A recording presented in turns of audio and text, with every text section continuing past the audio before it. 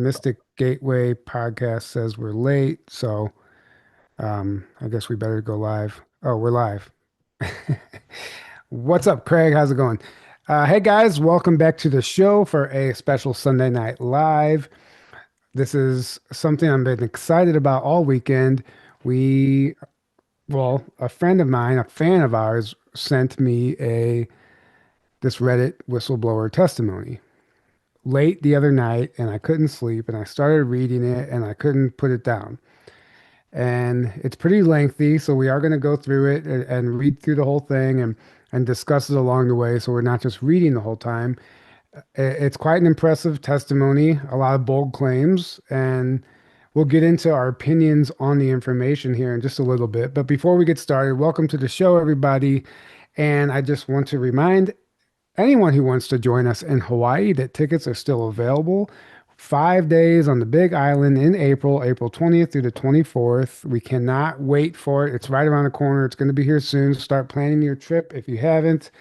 You can find all that information at journeytotruth.online. And our documentary, A Lifetime of Silence Behind the Green Door, A Case for the Secret Space Program, is coming out January 9th, a soft release here in a theater in Sedona. And immediately following, well, sometime following, as soon as we can get it on Amazon Prime and other streaming platforms, you can find it there as well, if everything works out, which it will. But it's an ambitious project we've been working on for a few years, hitting it hard this past year. Obviously, it's just shy of 2 hours, and it's a very comprehensive outlook into the secret space program. So we cannot wait for everyone to see it. Stay tuned for more information on that. How are you doing today, Aaron? I'm good. I'm just recovering from being sick, but I'm good enough to do the show. Luckily, Well, this morning I wasn't so sure, but oh, yeah, really? Well, I'm glad yeah, you're feeling yeah. better. You should have said something. I was waiting. I was holding out to see, and I got better enough that I'm like, all right, I think I can do it. Okay. But my Well, I'll voice do, is not, I can tell it's not. So, well, I can do primarily most of the reading if you'd like. that would So, be great, actually. yeah. Yeah. Um, it is pretty lengthy, like I said. It's not terribly long, but it's a lot to sit here and read through. Okay, how should we start this? So I started reading this. Actually, I'll just pull it up. I made a little slideshow here. Let me pull it up and share my screen.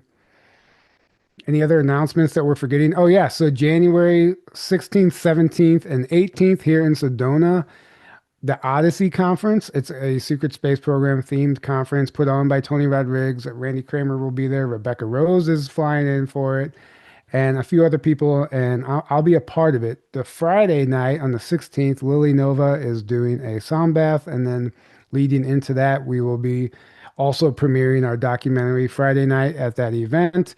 Saturday is a full day of speakers, which I will not be speaking, but I will be hosting the speaker panel, which potentially, Aaron, I haven't told you this yet. I haven't told you this, but we might actually live stream that speaker panel even on our podcast Oh, and just sweet. do like a simulcast thing. John thinks that would be a cool idea and for Yeah, some that's exposure. So amazing. so that would be cool. So I'll be doing a roundtable. I'll be hosting a roundtable at that event, and it'll also be broadcasted to our podcast. And then Sunday is a day of like excursions and stuff like that. So you can grab a ticket at I don't even have the link available right now, but I think it's Eventbrite Odyssey Events or something like that. If you go there, you can find it and you grab a ticket and come hang out. It's right around the corner, January 16th, 17th, and 18th. And anything else that we should announce before we get started? Share. Okay. All right. So this guy claims we're only getting part of the truth. This is just a thumbnail I put here as a first slide. And before we get into his testimony, he talks about Earth cousins from Iridani B, which that reminded me immediately of, you can see the screen right there. Yeah. That reminded me immediately of this episode with Forrest Crawford, which is one of our most underrated episodes, I would say. Oh, totally. I encourage everyone to go watch it. I mean, if someone like redacted or somebody like had this guy on, it would just be, it would blow up. But I can't stress the importance of this episode enough. I think it's amazing information, and sometimes it surprises me the episodes that I think are going to take off don't. But I highly encourage everyone to go back and watch this one if you haven't. It's about a crash retrieval program where we recover a downed UFO that has humans inside of it, and they're from Tau Ceti and Epsilon Eridani, which is so I looked up the difference between Epsilon Eridani and Eridani B.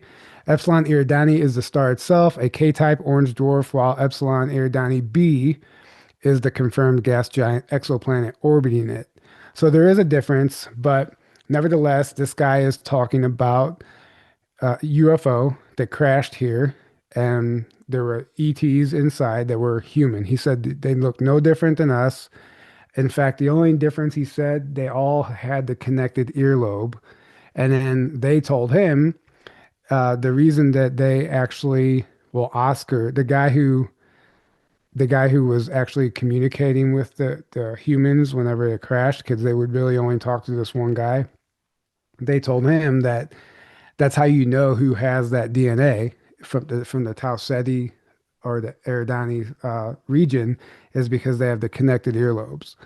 So it's a like an extraterrestrial trait essentially.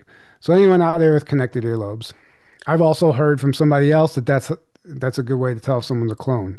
So it's just theories, right? I don't know. Um, but what's interesting is that I don't know where I was going with that part of the story, but yeah, he claims that they're human and from that region of space. And the SETI Institute, which is the search for extraterrestrial life, refers to the scientific efforts primarily using radio telescopes like the Allen telescope array to detect signals or evidence of intelligent life beyond Earth. So the very first two stars that they looked at in 1984 were Tau Ceti and Epsilon Eridani. Those are the first two stars that they pointed these satellites at to try and communicate with.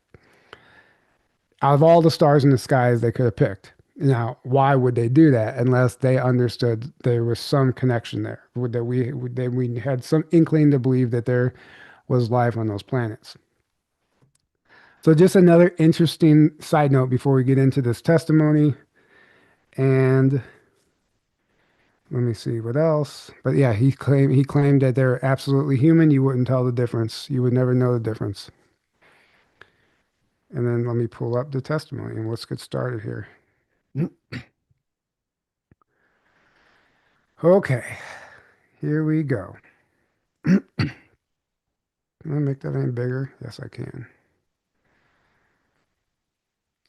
So from this account, this is actually 23 days ago, so it's about a month ago, but it's new to me and us and most people who haven't read this. So this account, r-UFOs, says, you wanted disclosure. I am a whistleblower recently, quote unquote, retired from the inside, and you're only getting part of the truth. Now, after reading through this, it's very apparent that he is also only getting part of the truth. And I think this is a golden example of the compartmentalization in the private sector. Wouldn't you agree with that, Aaron? 100%. Yeah. Because I mean, what was your analysis on, without giving away too much yet, just overall, what did you think of this? Like, obviously it resonated, but Um, there was, he didn't have the full picture. it definitely strongly resonated, but yeah, absolutely didn't have the full pic, like, which isn't, which is actually to be expected, no matter what. But you know, as we know, everything's super compartmentalized, and there's usually some disinfo mixed with real info as well, even in most, if not every compartment. But the majority of this, I think, is true and strongly resonated, but it's just one thing. Yeah, So somebody might read this, especially somebody that is more in the kind of mainstream surface level ufology, UFO, UAP kind of kind of community where, to them, this is like way out of that box, right? This is like mind-blowing disclosure to somebody that has never like heard this deep level of information. They might just think, oh, this is what's going on and think it's just that. Whereas Right. like, okay, this might be true, but it's one thing of like a multitude of this whole complex, you know, Yeah. ecosystem of truth that of things that are actually going on. This is just one. But I do resonate. I think they're even if like the details of this are off or changed, I think the general thing is definitely real. Right. Yeah. Yeah, he might be saying Eridani B when it really is Epsilon Eridani. So they're, Right. sending us to the wrong star or whatever. Right. Which I think they do a lot Yeah, with. they absolutely do. Yeah. All right, so let's get started. There's a lot to get through. So, from unverified whistleblower. Hi, so I heard y'all want a disclosure, right? All right, I hope you have time for this because there's a lot. Grab a coffee or maybe get comfy with a pillow somewhere. I've been watching the news and hearing a lot of things I know to be true, shockingly being talked about openly by some higher ups in a documentary, so I figured what the hell. I'm almost wondering if he's talking about Age of Disclosure documentary. I'm not sure. He goes, "You can Could call be. me Ray. How would you say that? Ray? Ria? Ray? Ray. Ray. You you can call me Ray, not my real name obviously, but it will do. A little about me. I spent about 8 years in the military to pay for college and then another decade plus in a part of the U.S. intelligence component that does not officially exist. On paper, I worked for a boring sounding office in a department most people have never heard of. In reality, it was a compartment inside a compartment where the odd stuff of a certain nature got routed. My actual specialty is electro optics, laser sensors, EO imaging systems, the math and the hardware behind the math and hardware behind how we detect things at a distance and in some cases put energy on them. This is what I trained for, and in most cases, and most of what I did, my serious work on once I was all right, I need to recalibrate here. What I did most of my serious work on once I was off the deployment treadmill. So when I say I know something about directed energy weapons and weird sensor returns, that's not I heard this from a friend of a friend. That was my day-to-day job. Most of my career was boring in the way dangerous jobs are boring. Long days and windowless rooms, Iraq and Afghanistan in the early years, doing the usual mix of um, whatever that is, signet and human Um, uh, I can look that up. Hold on. support, phone records, pattern of life workups, building target packets on people who never know my name but might notice a drone overhead later. After I got out of a uniform, I slid over to contractor work, then pulled into the permanent government side. Can we pause real quick? Yeah. So SIGINT is short for signals intelligence, and it's the practice of intercepting and analyzing electronic signals, including communications like phone calls, emails, non-communication. So it's like any signals or communication intelligence, basically. And then HUMINT is human intelligence, and that's intelligence gathered from human sources through interpersonal contact. Um, so human intelligence. Okay, so he basically worked in both of those. Just to Okay. clarify what that was, All what right. that mean. So let's see if I can get through this. So he's using real military intelligence terms just Right. as a data point. Yeah, good notice. For a long time, my world was very normal: counterterrorism, sanctions, evasion, shady cargo, going through weird ports, stuff like that. After that, foreign missiles test and what you have probably seen described publicly as space domain awareness. Basically, watching dots move around the sky and trying to decide whose dots they were and what they were doing. The weird part started when I was detailed to a small interagency working group looking at what was called anomalous aerospace and undersea systems. Translation: things detected and showing up on sensors that did not match any known platform, did not behave like clutter, and did not go away when you changed radar modes or swapped optical systems. I was there because I understood both sides of the question, the physics of the sensors and the intelligence context. You get taught very quickly to treat anything unexplained as a glitch, a calibration issue, operation error, software artifacts, anything that keeps your world tidy. You get used to hearing the weird glitch as a catch all, except after a while, you notice some of those glitches kept showing up across different systems, different countries, decades apart. Same behaviors, same basic locations, same signature that never quite fits. At some point, you either admit there is a real pattern or you drive yourself crazy trying not to see it. If you are useful and you if you're useful and you start asking questions or asking the wrong questions for long enough, someone eventually pulls you aside, takes you to a skiff, takes your phone, and has you sign your life away again and shows you the next layer of the onion. This onion goes so deep, I doubt that even after years of briefings, I've been exposed to anything below a few layers.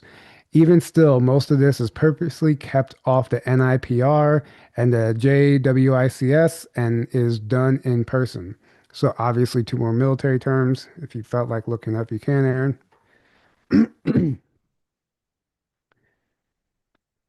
Um, So, I'll keep I'll look reading. those up for now. Yeah, But to me, though, like it at least it makes if this is a so-called LARP or somebody making it up, they at least did a good amount of research and figuring out those terms and all this other stuff that lines up with a real military intelligence right, person, right?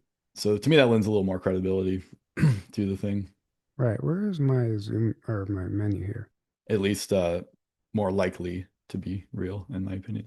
Okay, well, let's keep moving then. That is where I learned about most of what you're interested in here and what seems to be bubbling to the surface in the news lately. That when I learned about what we call the council, yes, aliens, and I suspect you're not likely to see a lot of what I know mentioned, even by some of who know it, who have begun speaking out for reasons I'll get into later. I've never met them face to face. Everything I know about them is from briefings, documents, and one secure video session that I honestly wish I had skipped. But it lines up with too many independent data points to just shrug off as somebody's pet theory. The basic story is this.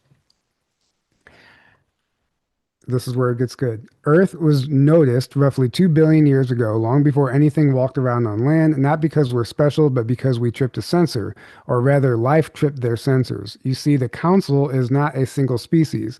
It is a collective of several advanced interstellar, maybe even interdimensional civilizations that run long term surveys of stars and planets the way we run spy satellites, huge distributed arrays of instruments working together, watching thousands of star systems at once for millions of years at a time. Their gear probably makes the James Webb telescope look like a kid's backyard telescope. About 2 billion years ago, those instruments picked up biosignatures here, chemical fingerprints in the atmosphere that meant something was alive here. Atmospheric composition like free oxygen and methane, spectral fingerprints, chemical disequilibria that scream there is metabolism happening down there. You know the basics. At that point, Earth went into a database as interesting, revisit later. Standard procedure for them when a world looks promising is pretty boring from their point of view. They send automated probes, not big crude ships like you see in sci fi movies, just small, tough, very smart machines. Those probes come in, mostly target the oceans and set up self replicating facilities on the sea floor. So that's interesting to me. They don't come here and land on the surface, they go straight to the ocean floor and set up self replicating facilities on the sea floor. Those facilities use local materials to build more facilities, more probes, craft that can operate underwater, in the air, in near space, and eventually avatars that can interact with whatever life evolves. These biological, or rather biomechanical avatars are what some people who claim to have been abducted have likely experienced, though they do have what we call ASI. These beings are not gods. They are technology and they aren't perfect. They make mistakes, glitch out, etc. And at any point, if you want to chime in on something there, and just let me know. Okay. The reason they base all of that underwater for the reason they base All of that underwater is for a simple reason. The bottom of the ocean does not care about ice ages, political empires, climate swings, or wars. Temperatures and pressure change slowly over long periods of time. It is a fairly stable environment and for much of human history has been mostly inaccessible. Speaking of time, we Earth humans tend to think in terms of nothing longer than the current human lifespan, and when pondering non-human intelligence, we like to think of in terms of deep space, distance, and light years, but we seldom consider the lifespan and concept of time for a post-biological species could be quite different than ours. Only our most astute thinkers in the realms of geology, paleontology, cosmology think in the terms of millions or billions of years, geologic epochs, cosmological history. That is child's play for the council, which has a different concept of time, more concerned with deep time, millions of years at a stretch. As such, their infrastructure is designed for that. So they're claiming that this group called the Council, which is a conglomeration of interstellar, interdimensional, and extraterrestrials, came here 2 billion years ago and set up shop on our ocean floors.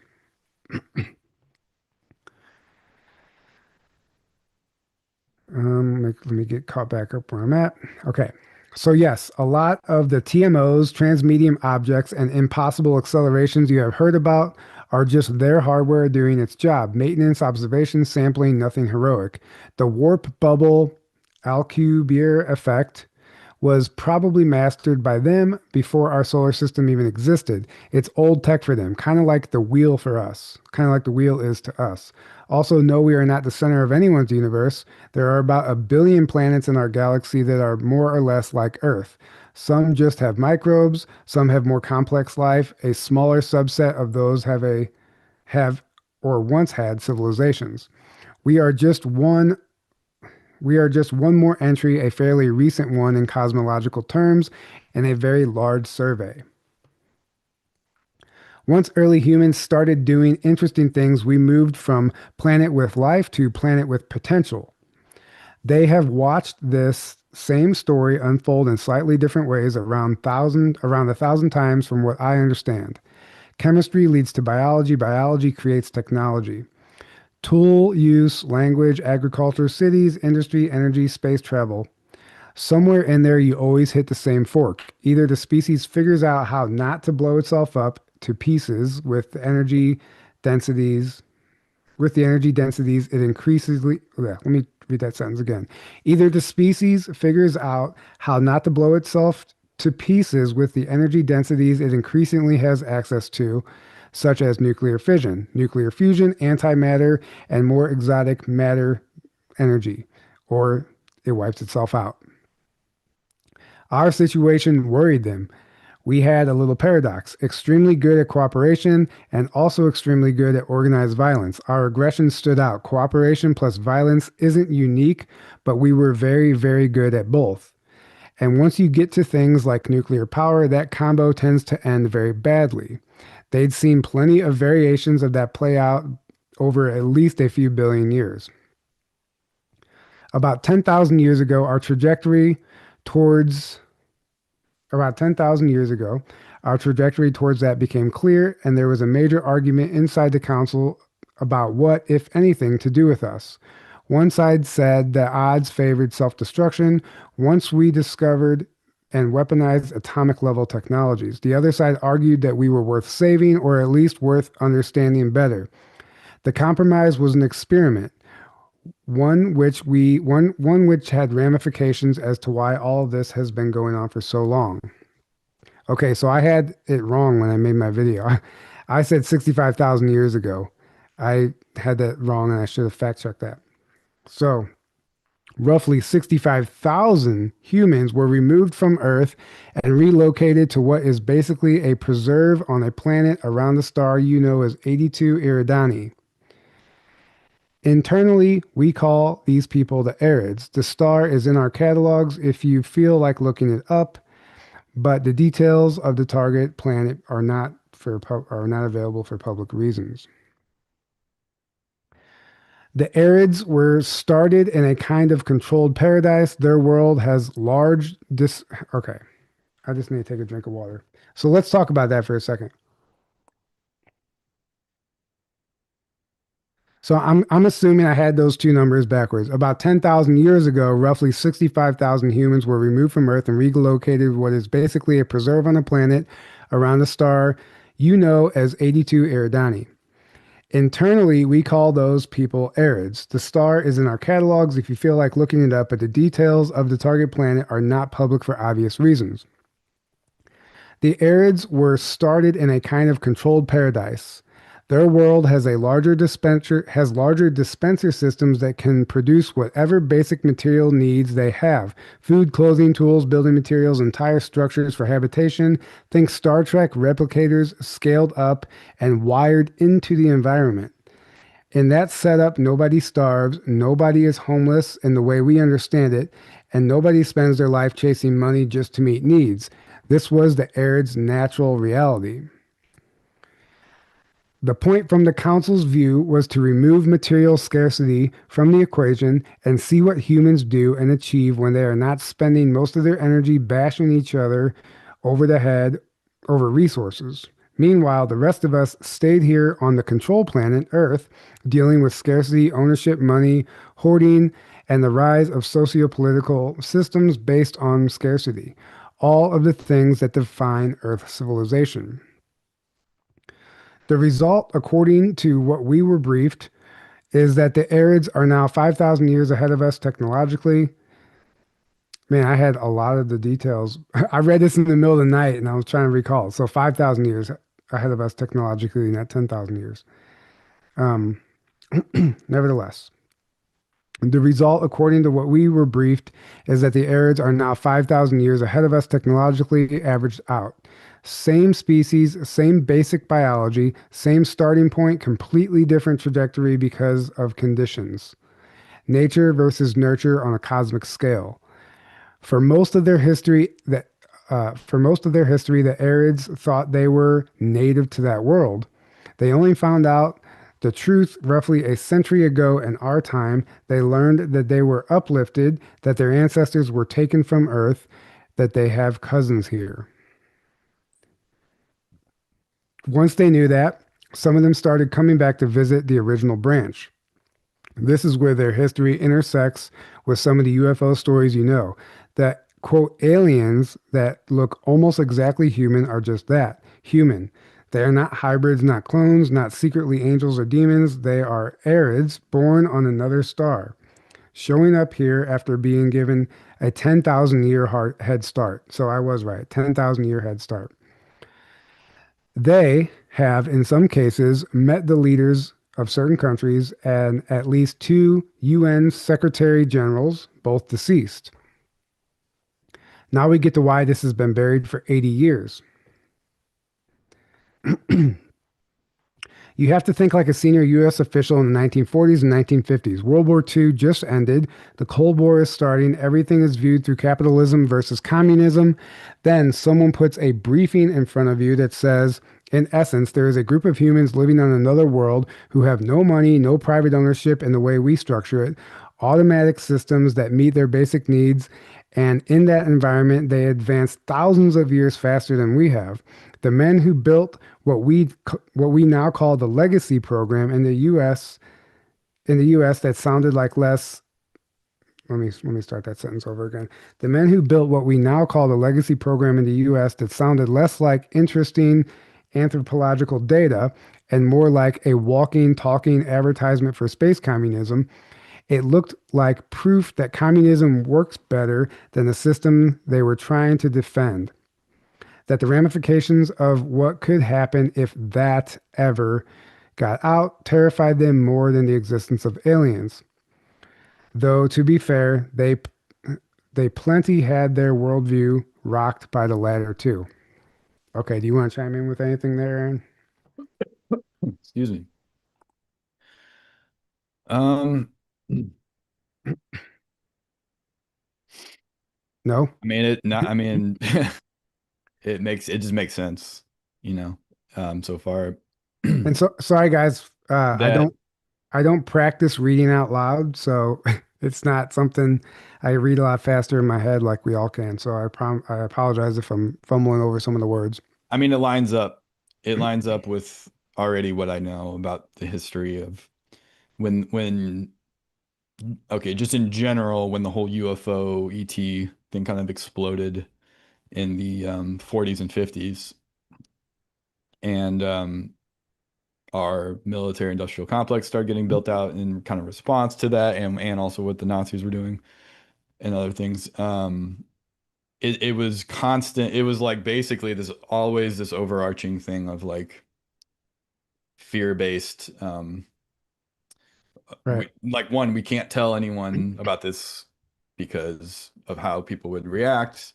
Two, we don't want our enemies and our and other countries to have access to the same thing we do, and it's all this like you know Exopolitics.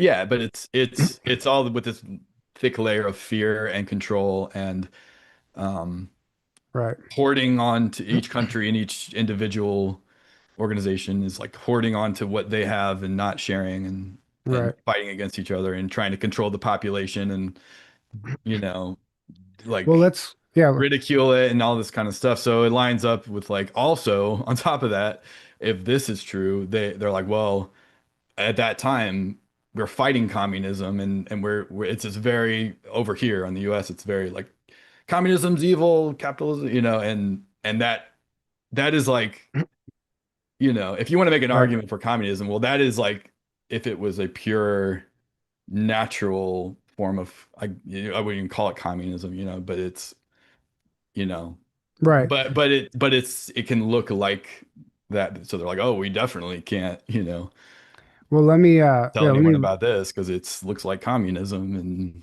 let me uh, reread that last part again. that's what Uh, our enemies are. So we can't possibly, Right. The men who built what we now call the legacy program in the US that sounded less like interesting anthropological data and more like a walking, talking advertisement for space communism, it looked like proof that communism works better than the system they were trying to defend. That and the ramifications of what could happen if that ever got out, I guess that meaning that this information right now, if it ever got out, terrified them more than the existence of aliens did.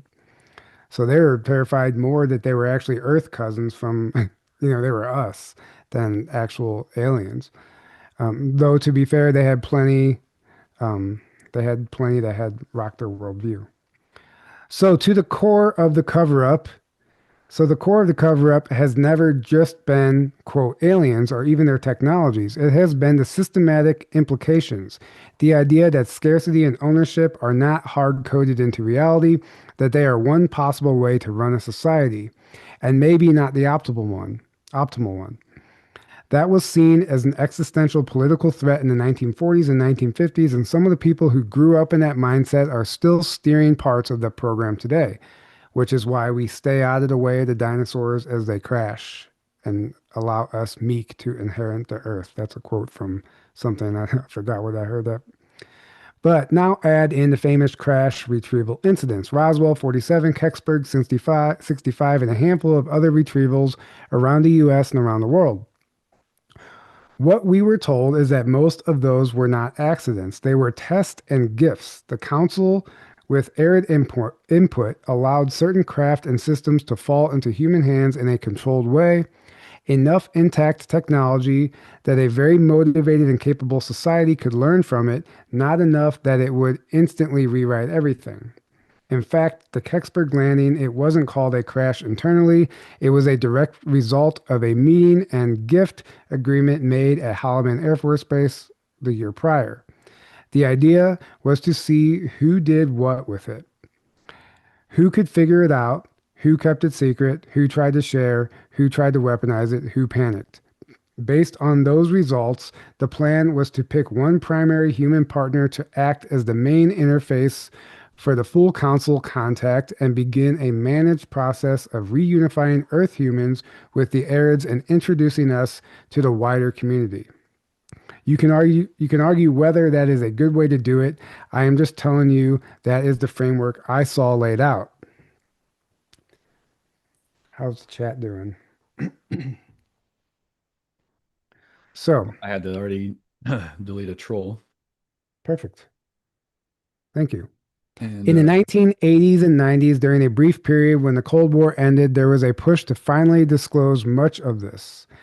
This was initially proposed as meeting as this was initially proposed at meeting between U.S. President Ronald Reagan and the Soviet leader Mikhail Gorbachev at the summit in Reykjavik, Kev. Gorbachev, yeah, at the summit in Iceland in 1986. Also discussed was getting rid of nuclear weapons, as had to be urged by the Council. In the end, it was decided to wait. There were two more U.S. pushes for disclosure between then and the 2017 New York Times article, one during the Clinton administration and another during the transition between the Obama and the first Trump presidency. Now, for the part that put a clock on all this stuff you've been hearing about 2027, etc.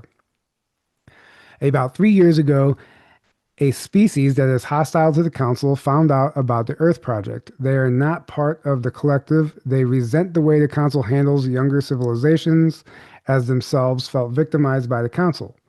They also resent the credit the council gets for, quote, successful cases. I have heard them described as jealous neighbors who would rather break your toys than watch you win. Yes, sometimes we joke about this stuff because it's the only way to stay sane with this everyday knowledge and integrate it into your civilian life of Thanksgiving dinner, Christmas shopping, taking kids to soccer practice, etc. Just an aside, ever consider how two of the biggest holidays of they, so there's some typos in this. Just as an aside, ever consider how two of the biggest holidays of they involve gluttony. I don't know what he's trying to say there. Two of the biggest holidays of the year, oh, I see, of the year involve gluttony, Thanksgiving, and overconsumption, Black Friday. When you have the knowledge many have within the program, stuff that is taken for granted seems really weird and a symptom of the now forced scarcity of our current system. So yeah, I can imagine why holidays would seem very weird to certain people. yeah, Anyway, back to the aliens. The hostile group I mentioned decided to spoil the experiment. This species is ahead of us technologically, but far behind the Council, though they also inhabit a relatively nearby star cosmologically speaking. Their travel is slower, less elegant, and has to take place in stages. Think of it as a space island hopping, which is why this lead time is so long.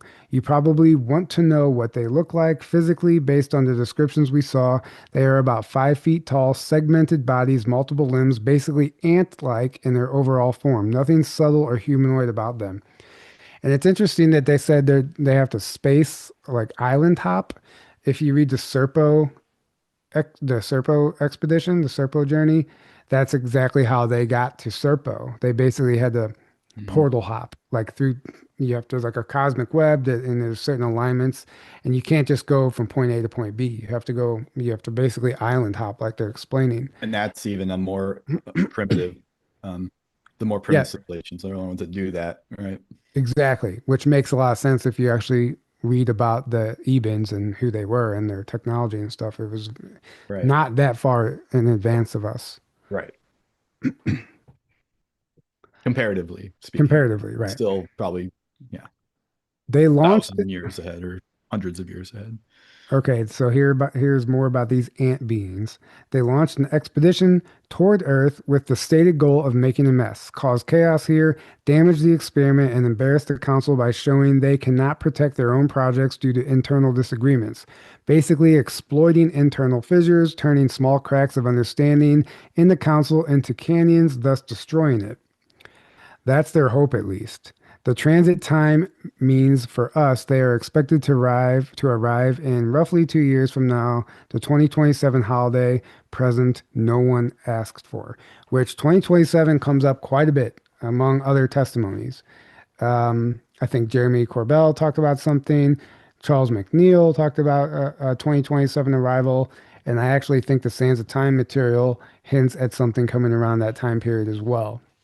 So it's either that's actually happening or this is a disinfo campaign that they want out there. And I think both are possible. Yeah. The news that triggered a major debate within the council. One group said the rules say non-interference. We watch and record what happens, even if it is ugly, as we have done in the past. The other group said we effectively created this civilization by tagging and monitoring this world. We have a moral obligation not to would just watch a civilization we have been studying get smashed by someone else's grudge.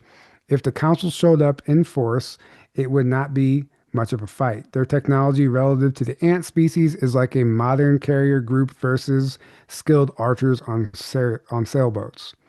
The whole thing would be over quickly, and it would also completely blow the point of letting a young species find its own way, which is, I guess, what they're doing with us.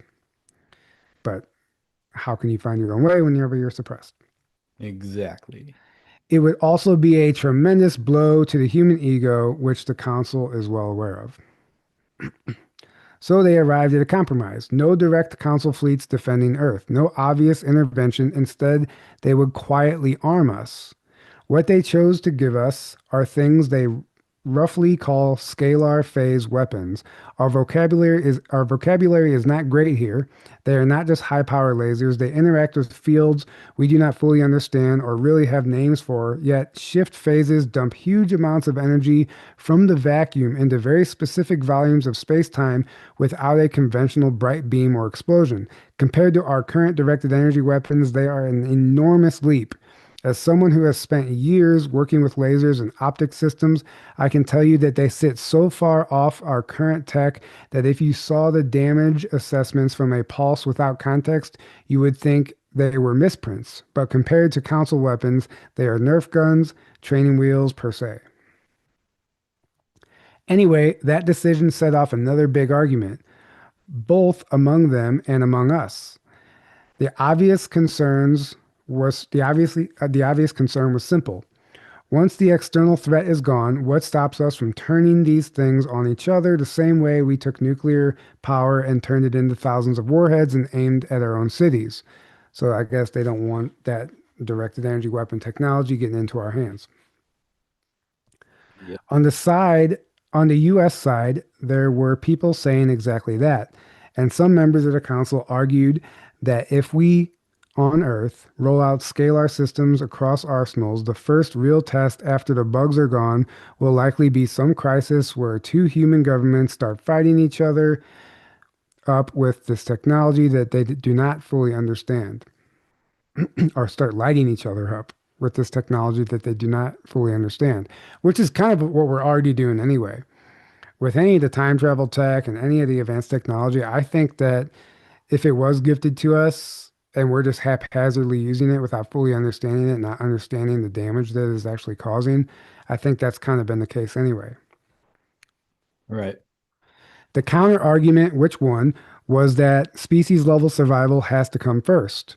If humanity gets wiped out by someone else's petty feud, then the entire debate is academic. Also, if humans fight this off themselves instead of watching the council show up and save the day, they will meet the wider community as people who actually did something, not as rescued primitives, human ego intact. And kill switch, if you will, has been built into the tech to disable it after the conflict, which the council sees us winning. If we then decide to use these weapons against each other, they'll simply be disabled until we humans have learned enough to disable the kill switch, which could be thousands of years from now, for all I know. Makes a lot of sense. Right. So, against a lot of internal resistance, the Council has been quietly providing scalar phase systems to several blocks, not just the US. The list I saw included the United States, China, European Union, through specific channels, Russia, and Brazil. Those systems are being integrated into space platforms, aircraft, and undersea assets. Testing is happening in remote places and high altitudes, often disguised as other things. Most of the people physically working on it think it's an advanced homegrown black program. Only a very small circle in each capital sees the full context.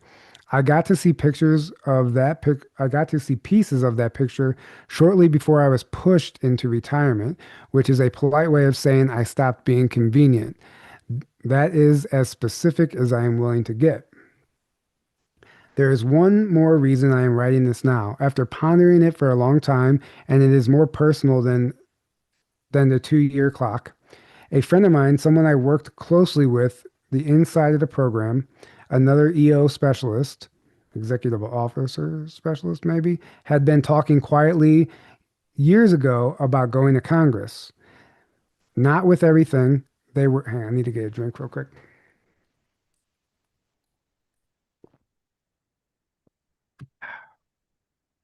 Okay, let me just start that part over. A friend of mine, someone I worked closely with inside the program, another EO specialist, had been talking quietly years ago about going to Congress. Not with everything, they were not suicidal, just enough to force a real closed door hearing in the Senate. Get the true nature of certain SAPs, special access programs acknowledged on paper, make it harder to bury the whole subject under jokes and career threats, which I hope has happened.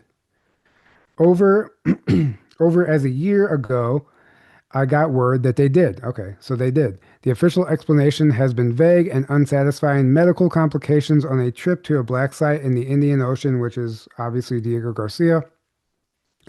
Those medical complications do not match what I know about their health. Then it became a quote, an accident at home with no details anyone will put in writing. People who would normally be candid went very quiet fast. Maybe it was just bad luck. People do die suddenly, but given the threats which are known about the certain IC sectors when one is associated with this subject, I don't know for sure. I don't know for sure. What I do know is that long-lasting civilization I had, that long-lasting what I do know is that long conversation I had with them about whether it was worth trying to The talk. last, the Yeah, last long conversation. Sorry. I'm getting all tongue-tied here. Yeah. What I do know is that the last long conversation I had with them was about whether it was worth trying to talk to certain congressional staffers for a certain senator. After hearing recent news confirming publicly much of what I know to be true privately, I stopped telling myself I would wait and see how things played out. Life is short. So here we are. Some stranger on the internet telling you an unbelievable story you are free not to believe. With roughly 2 years on the clock and a current rate of leaks and whistleblowers and half disclosures, it is very unlikely they keep all of this under wraps until the first time something openly not from here appears in our sky or our orbit. At some point before that happens, at least one major government, maybe more, is going to is going to go to the public in a controlled way. Going to go public in a controlled way. My guess would be China or the US, but it could be one of the others on that scalar weapons list. You will likely get a very careful worded announcement about unidentified aerial phenomena, about contact with, quote, non-human intelligences, and about defensive technologies and unprecedented international cooperation. It will be designed to manage panic and control the story. What you probably will not hear in the first round of briefings is the part about the arids, the economic implications of their society's existence, the billion other habitable planets, the undersea infrastructure that has been here longer than we have had bones.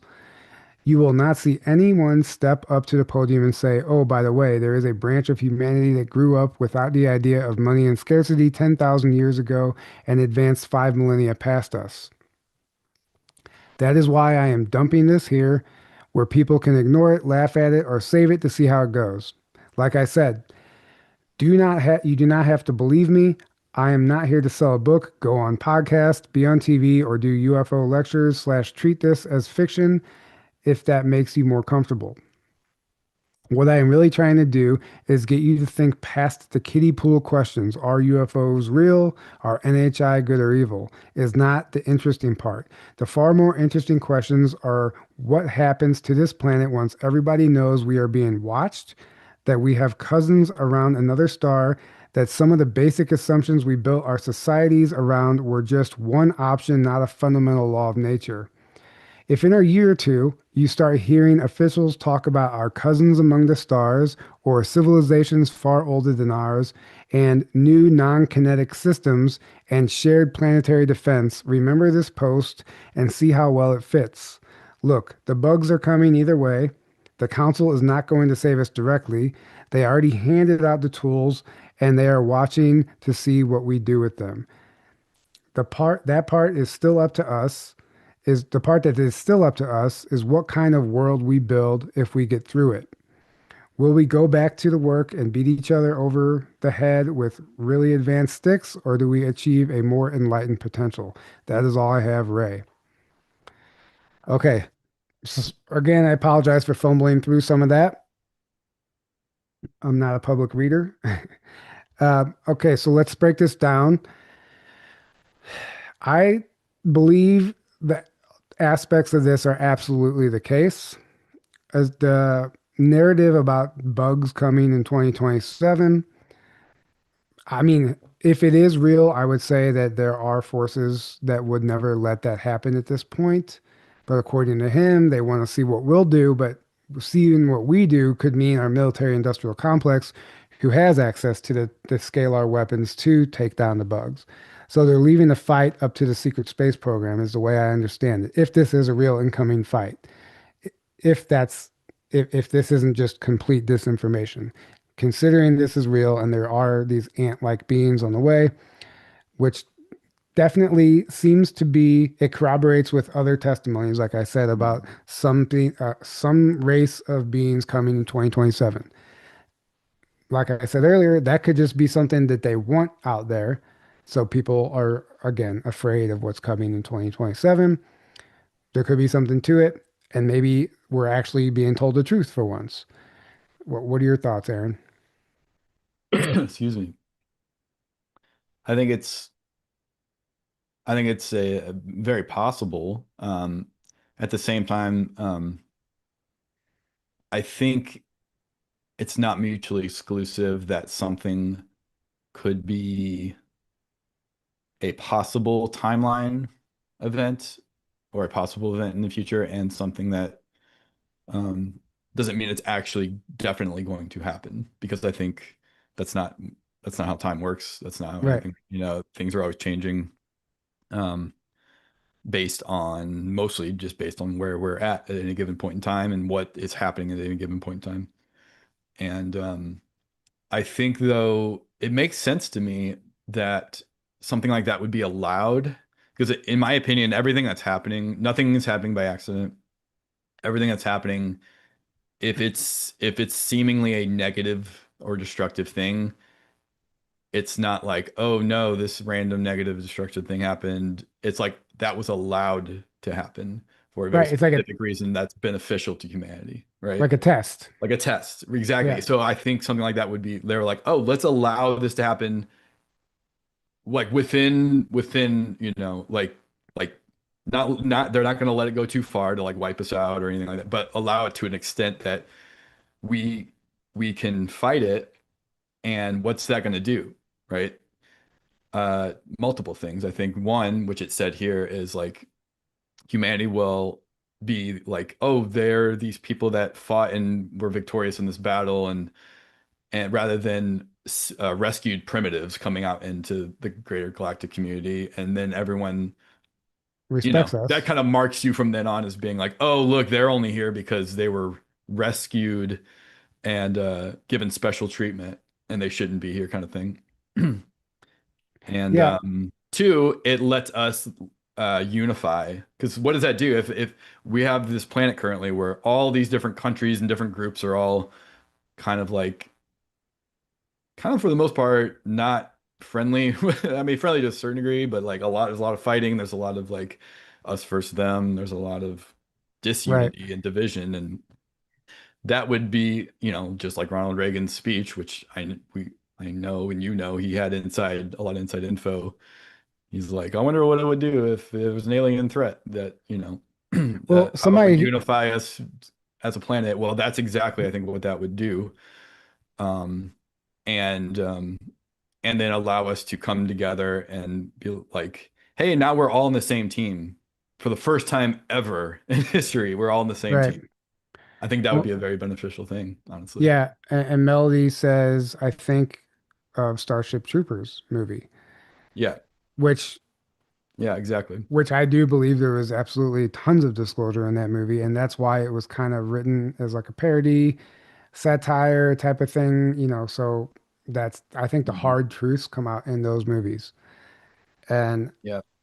they don't these bugs in space, I don't think that idea comes from thin air. I think it comes from something, Mhm. right? Or the spiders on Mars, David Bowie or whatever. It's a concurrent theme across many testimonies and a lot of literature out there, including our ancient past. And you see it even in petroglyphs and Mhm. hieroglyphs, and Yep. so it would be silly for us to just discount this stuff, right? Now, could this be true? Could this not be true? I think that it's absolutely on the table as a likelihood and possible. We don't Mhm. know if this guy was just told to come out and do this and Right. to muddy the waters, but I would not be surprised at all because most of the extraterrestrials we encounter do look very human, indistinguishable, in fact, like Forrest Crawford said in that crash retrieval, which aligns very specifically what he said about the crash retrievals that were gifted to humanity, right? Mhm. Or maybe they send out a scout ship and shoot it down, and the pilot doesn't even know that they're going to be part of an experiment because the pilot needs to think that they crash landed too. Maybe both sides are being watched and tested and gauged. Yep. And the Forrest Crawford testimony was that, these were humans just from Epsilon Eridani and the Tau Ceti region. So that also aligns with what this guy is Yeah. saying. And You think about can't, it too. Think about it too. It's like what's been happening for so many decades now is all the advanced technology has been hidden away from humanity, hidden away from um, it's all so compartmentalized and like held on to in secret. Well, what if this is like a catalyst or maybe the catalyst that finally forces the technology to be released to all of humanity and can't be hidden anymore, right? right, They're right, like, all right, what's a way to get these humans to finally grow up and like release this technology to the well, create a ET race invading and not the negative blue beam that always gets talked about or the fake alien invasion, but one that's allowed, that's organic, but it's only happening because it's allowed. And then that humanity is forced to release the technology to open source to everyone, like in a way, but that's also in a controlled way that doesn't like you're not going to get criminals using it, to take over the planet like we've already had. But in a way that like we are only allowed to use it to fight this war and to unify and use it in a positive way, like it says here. And if we do start trying to use it in a negative way, they can just shut it off like that right. until we get to a point where it's able What to be safely used again or what I think is going to happen, like Melody said, the plot of the movie, the main plot of the movie is the world banding together against the bugs. I Mhm. don't think it's going to be the world banding together against the bugs. I think they're doing this tiptoe disclosure right now so the private sector, the secret space program, can fight this battle without interrupting what's happening here on the surface. And Mhm. I think they'll still try to give us cover story after cover story. We have Or it the could go that route, I right? think I Easily think we that have route. the disc-shaped satellites that the NASA just put into the sky that are obviously going to be confused for UFOs. They're getting all their ducks in a row to have as much plausible deniability for one, and secondly, to have as many excuses and cover stories as possible. So when something real shows up, no one knows what to believe. And, Yeah. in a space battle could easily be explained away as heat lightning Yeah. or meteor shot, or whatever the Well, hell, they or a they already SpaceX launch. yeah, it's the same thing they've already been doing with Right, just UFOs in general. Oh, those are all you're just seeing Starlink, or those are fake CGI, or that's this or that, or this or that. When in fact we know there's a lot of some of it's explained, but much of it is very real. And the well, sightings are off the yeah, charts, and they're for like the fact that we're even getting any kind of disclosure, even if it's super controlled, is only because their hands forced into doing that. They have to do, otherwise they never in a million years would have even done that. right? Right. So that's a good sign, but that also means they're trying to get ahead of things, control the narrative, create plausible deniability, Right. disinfo, you name it, right? Well, Craig says he agrees with you. He said, "Good point, Aaron. What if a threat came that forced some of the hidden tech to be used openly? Then they can't hide it. They have to explain that." Yeah, so it's a Mhm. great point. And you know what's interesting too? I think, okay, so this specific testimony right here is just as good as any book that we've read about UFO or ET disclosure um, from decades ago, right? But what I notice is that the older the book is, the more seriously the information is taken because people think, there's less mind control, less, obviously agendas and stuff back then. So whenever you read those old Pleiadian channelings or whatever it is, there seems to be more validity to it. But because we're here in 2025 saying, oh, this was written in 1980, this person must have known what they were talking about. But if you take this exact information that we're reading now and read it 20 years in the future, and still there's no disclosure in 20 years, and they look back on it like this must have been real. This guy was talking about this back in 2025. It doesn't mean that the old information is even valid either. Like we're just Mhm. assuming that these people knew what they were talking about because it was put into a book or whatever the case may be. And Yeah, these whistleblowers have the full picture because they don't. It's obviously compartmentalized. And he even says at the beginning that he would say that he's at a very low level of clearance compared to what else is happening. This is literally one very small part of the puzzle, piece of the puzzle. right, right, exactly. Um, and just because there likely is some disinfo in there, doesn't mean all of it is BS. I think most of it resonates with me, and I think most of it, again, even if the specific details aren't exactly accurate, the general story I think is accurate. Um, and again, just because it's a possibility doesn't mean it's for sure definitely going to happen, but that doesn't mean the info was made up or is bad. That could have been one timeline or one possibility that, based on what happens from here on out, could not happen because things have changed, right? Because things are Right. worse. Well, and let's break down a few key things in the testimony. I like the fact that he was talking about an environmental replicator, Mm, essentially that can create anything. Somehow it's tapped into the atmosphere, the environment of that planet, and creating abundance. Anything that they need is just manifesting for them. And then he also talked about the council, this group of, multiple groups of ETs having a self-replicating cities, bases on the ocean floor. What does he mean by that? Self-replicating. Is this some sort of AI that just, you build one of them and it builds more on its own? Does it mine right. minerals and resources and I don't know, develop out That, its own infrastructure? excuse me. That's what it sounds like. It sounds like well, and that's what, a lot of information I've come across and heard over the years of ETs. They use their own AI, they use their own drones and automated various things that kind of do a lot of work for them constantly. As far as even like ships that are coming here, it's like, oh, there's no one even on that ship. It's just a drone that's coming here to do a certain thing or to Well, get most, information. I think that's happening constantly. So it lines up with what I already know of like, yeah, I right. know stuff like that's already going on. Well, most of I would say all of our advanced aerospace technology now, Hmm. following it on X like I do, it's all unmanned, all of it. Right. Right. Everything, helicopters, jets, drones, you name, I mean, down to very specific little things that you wouldn't even think needed to be unmanned. Right. Because why Uh, wouldn't you do, if you have the technology to do that, why wouldn't you do that? Why would you man everything when it's unnecessary? right. Right. Yeah, you're saving lives. Right. You're not putting anyone in danger. It can do all your recon for you. Right. It can give you a sit rep, you know. Exactly.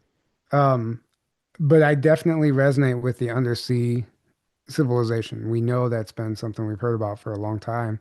And the fact Mhm. that, there's like different densities of water, which we've seen disclosed before. Like you go down so far and it's almost like quite literally a different type of liquid, a different density that looks like another water surface. And actually, the way Zaysan described one of the underwater cities he went to, as you go down further, the pressure intensifies and you just simply can't exist. He said they have a technology that basically can alter the density of the water to Mhm. make that pressure just as light as it is on the surface or near the surface. Right. So once you Right. enter that bubble, which it's quite literally a bubble underwater, once you penetrate that bubble, it's not, it's no longer, They're it's they're in their dense. own atmosphere. Yeah, Yeah, I mean that's what all the USOs or the craft that come in and out of the ocean.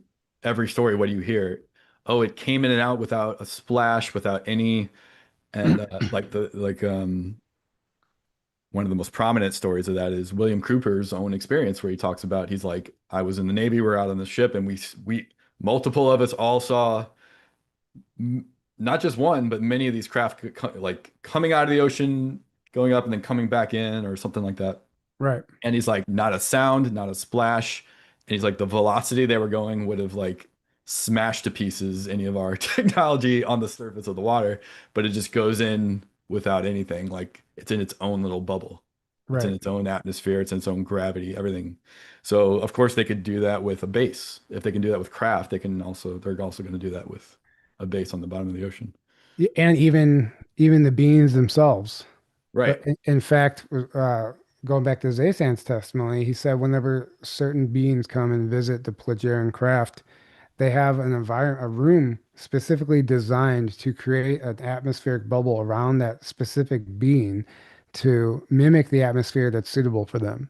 So if Mhm. it's an aquatic being, this aquatic being can come and have a meeting on the ship, and it will be in its comfortable environment and be able to thrive and survive, right?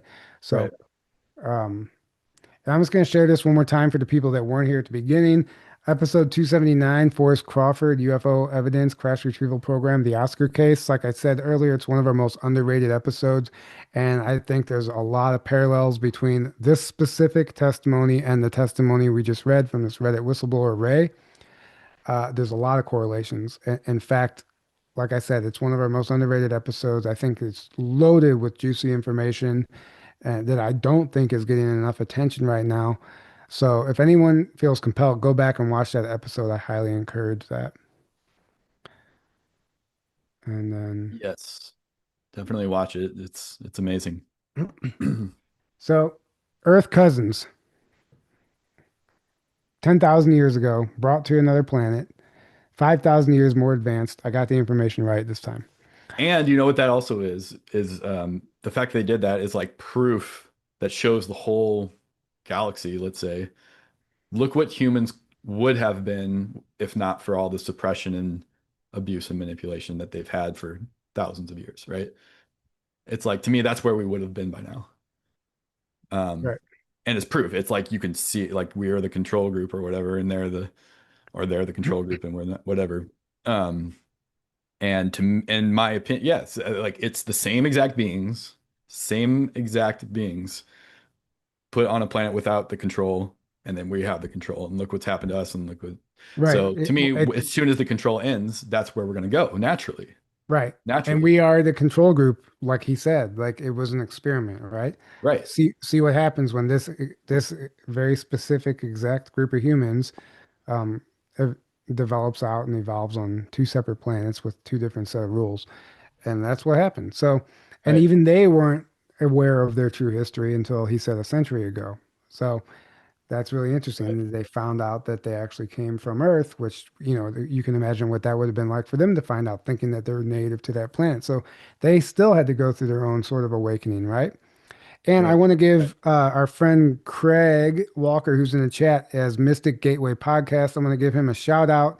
He recently Yeah, just started a brand new podcast called Mystic Gateway Podcast. I think it's amazing. The first couple episodes are awesome, and I think there's an amazing energy behind what he's doing. And I highly encourage everyone to go subscribe.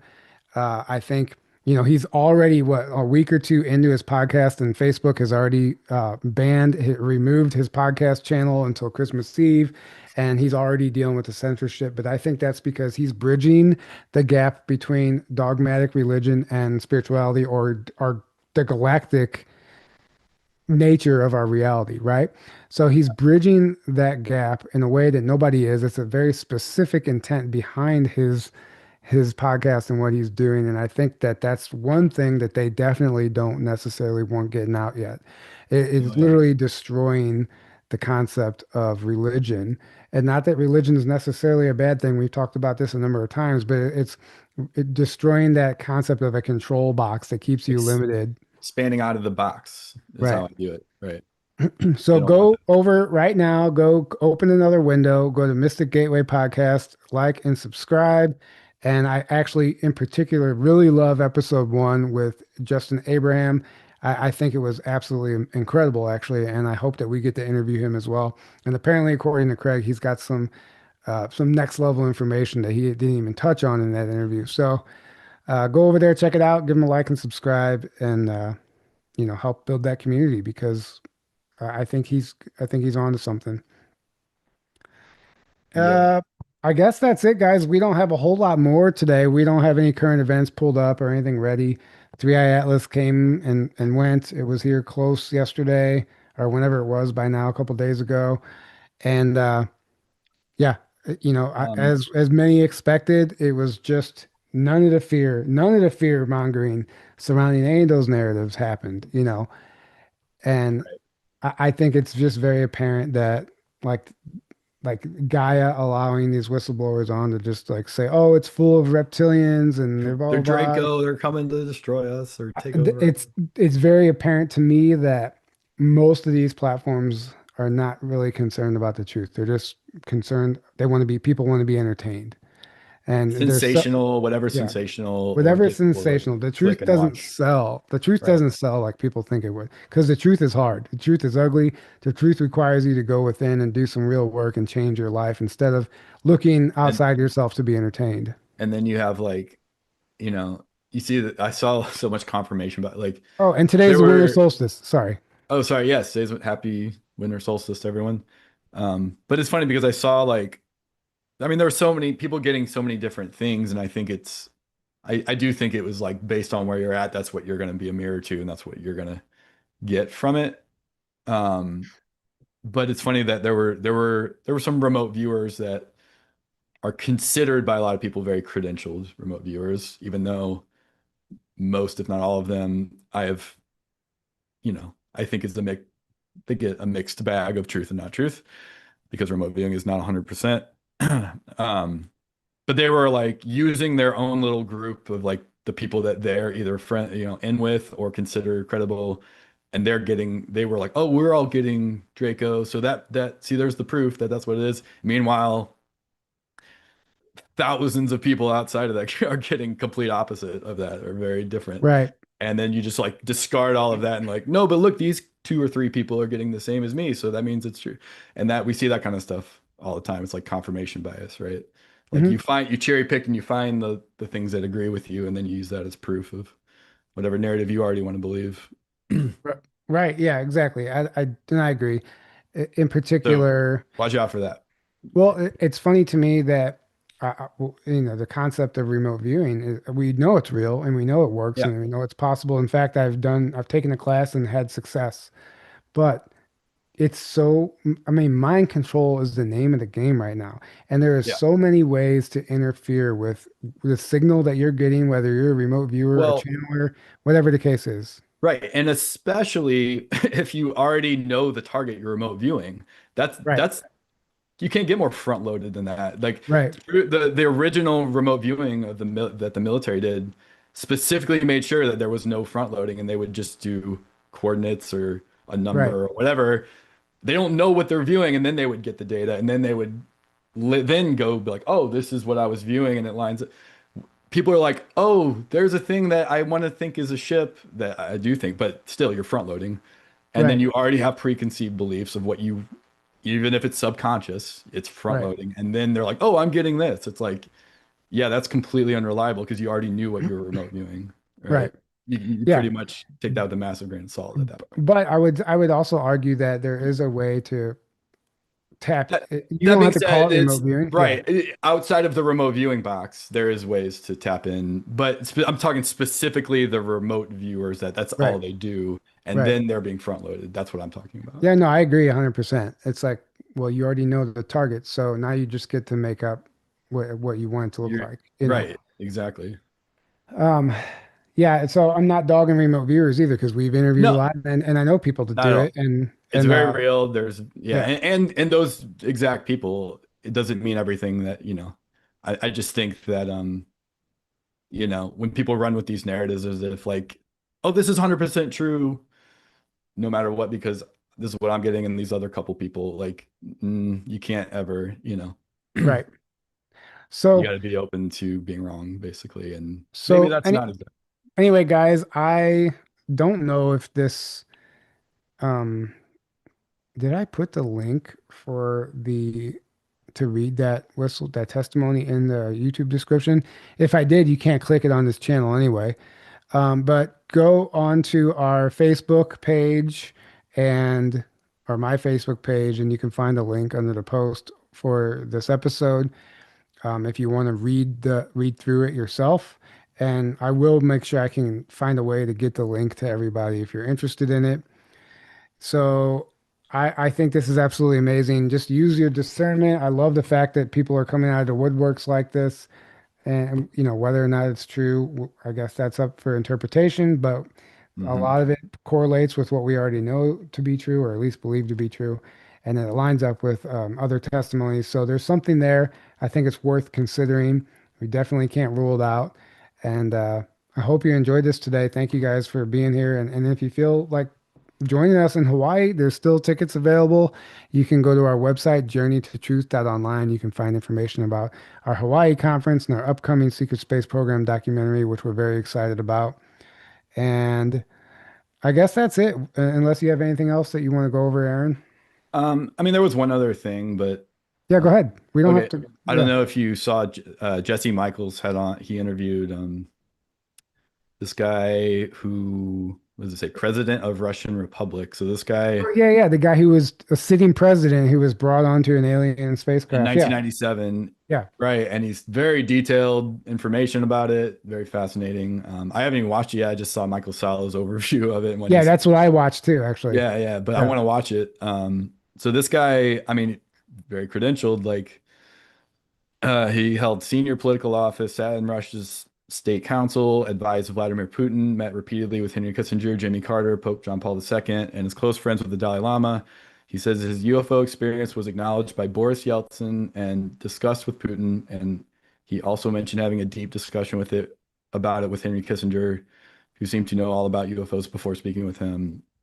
Um, and yeah, he goes into very, very detailed information about what he was told and his whole experience. And And I that think, just came yeah, out. So I think that's amazing. It's credible. yeah, It's like Chaim Eshed saying there's a Galactic Federation, it's and like then on that level, we have right? human representatives or American representatives on underground bases on Mars. I mean, this coming on the disclosure has already happened, right? Right. Um, but I also it makes me wonder how Jesse Michaels, who he is, how he was At it, the same and time, yeah, where did he go to even film the interview? Like there was a number of questions I had, um, just questions. That's all. right, right. Um, And he's so one of these like gets big, gets huge out of nowhere kind of right. people. And then and like has Joe Rogan on his podcast. Like no Right, one's ever done that. right. So So what could be a did controlled, again, like another controlled disclosure so kind of somebody thing. Rhea But said, will there be virtual tickets for Hawaii? Yes. So right around the first of the year, we're gonna make live stream virtual tickets available. There will not be, so there's only 9 presenters across 3 days because the other 2 days we're going to be out on excursions and in the water and stuff like that. We're still trying to figure out how we're going to do package the virtual tickets. So stay tuned for that. Virtual tickets never sell until the last month anyway. So we weren't trying to, yeah, that's not really that important right now, but there will be some available. And coming in January, which we still have to kind of get this set up, but we are going to be doing a roundtable soon. We might have to rearrange our schedule a little bit because I want to squeeze this in a roundtable with presenters for the conference, and we can start getting the ball rolling with that and hyping it up because it's going to be here before we know it. And Hawaii was part of Lemuria, as far as I'm concerned, and we're going to absolutely. be doing some powerful grid work and activations there, and just amazing vacation with your soul family. So, if you feel compelled to join us, we would love to see you out there. And I think that's it. Thank you guys for joining us. We love you. And until next time, have a great evening. Good night. Good night, guys. Love you.